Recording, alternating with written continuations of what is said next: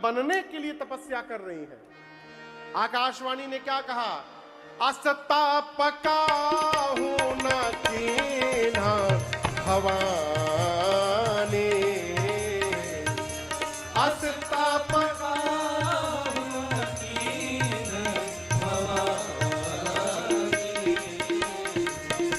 भय अनेक धीर मुनि ज्ञानी,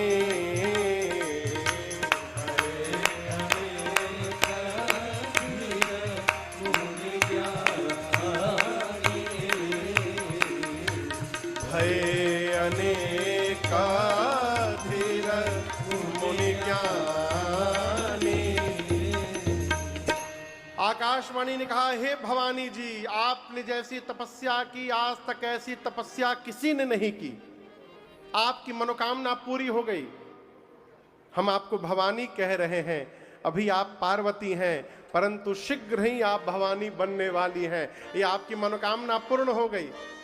पिताजी यदि बुलाने आए तो उनके साथ घर जाइएगा। सप्तऋषि यदि मिल जाएं तो आप हमारे वचनों को सत्य समझिएगा। बोल आकाशवाणी सुनकर मां पार्वती प्रसन्न हो गई। इधर जिस दिन से सती मैया का शरीर शांत हुआ है, भगवान शंकर को वैराग्य आ गया।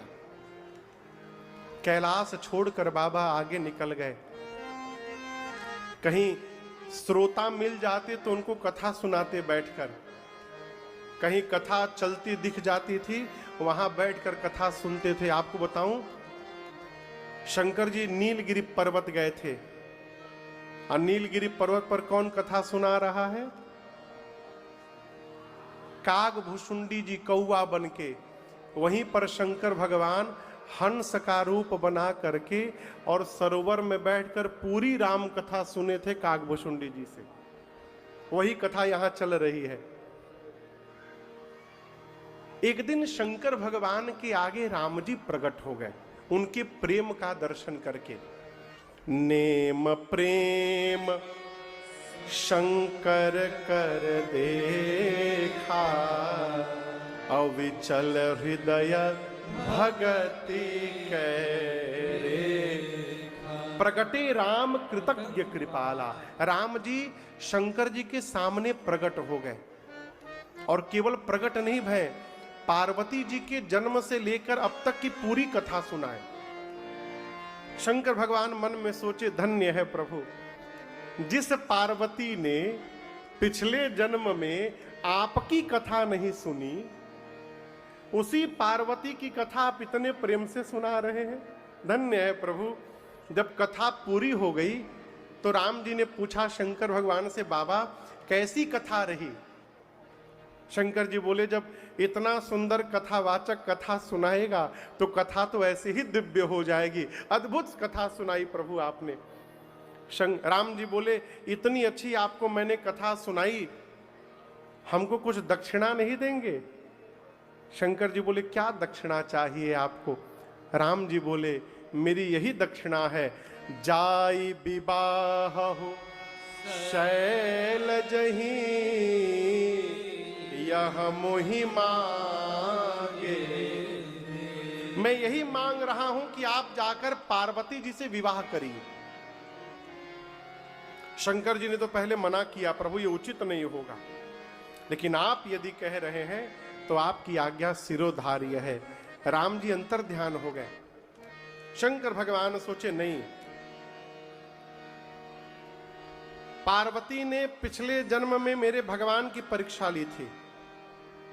अभी इस जन्म में जब तक मैं उनकी परीक्षा नहीं लूंगा, मैं विवाह नहीं करूंगा। तो शंकर भगवान ने सप्तऋषियों को बुलाकर कहा, आप जाकर पार्वती जी की निष्ठा का परीक्षण करिए। सप्तऋषि गए और आपको बताऊं, जाकर सप्तऋषियों ने पूछा, हे पार्वती जी, के ही अवर आधो का तुम चाहो, हमसन सत्य मरम किन कहो। हमसे सत्य सत्य बताइए, क्या प्राप्ति के लिए आप तपस्या कर रही हैं? पार्वती जी बोली, क्या बताएं हम आपको, हम अपने गुरु जी की बात मान करके, नारद जी की बात मान करके और शंकर जी को पति के रूप में प्राप्त करने के लिए तपस्या कर रही हूं। मुनियों ने कहा अच्छा नारद जी की बात मानकर लेकिन ये बताइए आपको पता ही नहीं है, जिसने जिसने नारद जी की बात मानी उसका घर बसा नहीं उजड़ गया। जो जो नारद जी का बात माना उसका घर उजड़ गया। और आप नारद जी की बात मान के घर बसाना चाहती हैं, आपका घर बसेगा कि उजड़ जाएगा? इस पर पार्वती जी कुछ नहीं बोली। मुनियों को लगा गुरु जी की निंदा से काम नहीं बना, एक काम करो इनके पिताजी की निंदा करो। मुनियों ने कहा अच्छा आपका दोष नहीं है, आप हिमालय की बेटी है ना, आपके पिता जैसे जड़ हैं, आपकी बुद्धि भी जड़वत हो गई है। इस पर भी पार्वती जी कुछ नहीं बोली। मुनियों ने कहा एक काम करते हैं, शंकर जी की निंदा करते हैं। बोले शंकर जी के बारे में कुछ जानती हैं आप?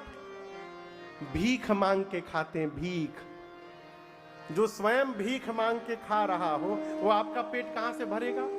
भीख मांग भव खाहि। इस पर भी पार्वती जी कुछ नहीं बोली।